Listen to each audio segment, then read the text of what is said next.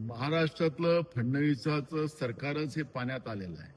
मंत्रालय हे पाण्याखाली आलेलं आहे. याचा अर्थच निसर्गाने या सरकारला समजावून सांगण्याचा एक प्रयत्न करत आहे की अवकाळी पावसामुळे मोठ्या प्रमाणात रब्बी हंगामामध्ये शेतकऱ्यांचं पिकं खराब झाली. हरभरा असेल, गहू असेल, धान असेल, मका असेल, भाजीपाला असेल, फळबागा असतील, या सगळ्या महाराष्ट्रामध्ये खराब झाल्यात. स्टेटमेंट फक्त सरकारचं येतं की 27,000 हेक्टरचं नुकसान झालं, कधी 22,000 हेक्टरचं नुकसान झालं. अशा पद्धतीचं रोज नुकसानीचे आकडे वाचवले जातात, पण शेतकऱ्यांच्या डोळ्यातला अश्रू पुसण्याच्या दृष्टिकोनातून सरकारची पावलं काय याबद्दलचं कुठलीही प्रतिक्रिया सरकारकडून येत नाही. गेल्या वर्षाच्या अवकाळी पावसाची एक मदत सुद्धा शेतकऱ्यांना दिली नाही. महाराष्ट्रामध्ये मोठ्या प्रमाणात शेतकऱ्यांच्या आत्महत्या चाललेल्या आहेत, पण हे सरकार झोपी गेल्याचं सोंग करते आहे आणि त्याचा परिणाम आहे की निसर्गाने आज त्यांना पुन्हा चेतावलं की तो शेतकरी राजा, ज्याला निवडणुकीच्या वेळेस तुम्ही राजा म्हणत होतात, पण आज त्याची गत इतकी खराब केलेली आहे, त्यांच्याकडे लक्ष करा. हे सांगायसाठी आज महाराष्ट्रातलं मंत्रालय पाण्याखाली आलेलं आहे, असं चित्र आपल्याला पाहायला मिळत आहे. हे तर अजून सुरुवात आहे. आता तर कालपासून 9 तपा याची सुरुवात झालेली होती, पण पावसाळा हा कालपासून सुरू झाला काय असा अंदाज आपल्याला येतोय. महाराष्ट्राकडे सर्वत्र पाऊस पडतोय. सरकारचं मुंबईबद्दल कोट्यावधी रुपये खर्च मुंबईमध्ये केले जातात, पण हा पैसा जातो कुठं याचा अंदाज येत नाही.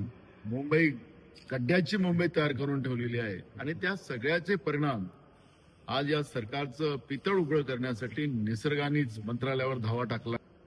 राज्यातलं सरकार हे भ्रष्टाचारी सरकार आहे, हे आम्ही अनेकदा सांगितलेलं आहे. खरा प्रत्यय आज निसर्गाने आणलेला आहे. एका पाण्यानं मुंबई डुबतं हे सातत्यानं आपण पाहतोय. कोट्यावधी रुपये खर्च करून सुद्धा मुंबई हे स्वच्छ करू शकत नाही, त्याचे ड्रेनेज सिस्टीम चांगले करू शकत नाही. पिवळ्या नदीला त्या ठिकाणी त्याच्यातलं जे कचरा काढायचं बहाणा करून कोट्यावधी रुपये लुटले जातात, ते आपण पाहतोय. आणि गेल्या 4 वर्षापासून महाराष्ट्रामध्ये स्थानिक स्वराज्य संस्थांच्या निवडणुका झालेल्या नाहीत. माननीय सुप्रीम कोर्टाला यांना सांगावं लागलं की 4 महिन्याच्या आत निवडणुका घ्या, पण या सरकारची निवडणूक घेण्याची इच्छा नाही. प्रशासक आणि सरकार याच्या माध्यमातून जी काही लूट चाललेली आहे जनतेच्या पैशाची, त्याचं चित्र आहे आणि हा भ्रष्टाचार या निमित्तानं पुढे आलेला आहे. पुणे हे अजित पवारांच्या जवळ अनेक वर्षापासून आहे, त्याचे पालकमंत्री ते अनेक वर्षापासून आहे. पुण्याला मागच्या आठवड्यामध्ये जो पाऊस झाला, अक्षरशः पुण्यात शहरातूनच नद्या वाहतो.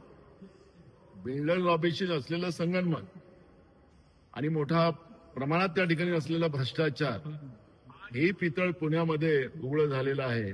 आणि म्हणून महाराष्ट्रातलं सरकार हे निसर्गानेच खऱ्या अर्थानं, माध्यम कमी पडत होते ते सांगण्यामध्ये, पण निसर्गानेच हे निदर्शनास आणून दिलं. मुंबई असेल, पुणे असेल, नागपूर असेल,